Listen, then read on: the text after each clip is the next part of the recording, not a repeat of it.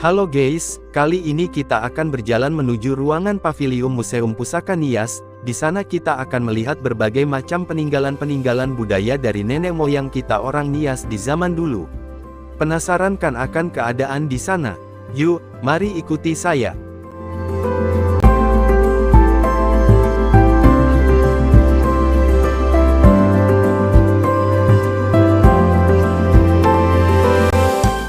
Ini adalah salah satu rumah adat Nias, yang dibuat dengan rangka-rangka yang kokoh sehingga tidak mudah roboh apalagi saat terjadi gempa.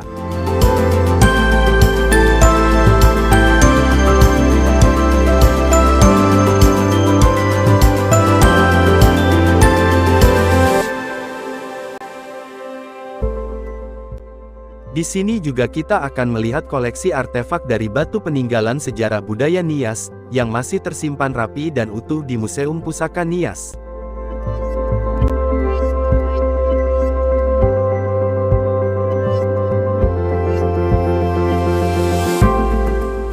Informasi lebih jelas mengenai peninggalan-peninggalan para leluhur kita yang ada di Museum Pusaka Nias, dapat langsung berkunjung ke sana, dan mencari informasi seputar budaya kita yang masih menjadi warisan untuk kita jaga dan lestarikan secara turun-temurun.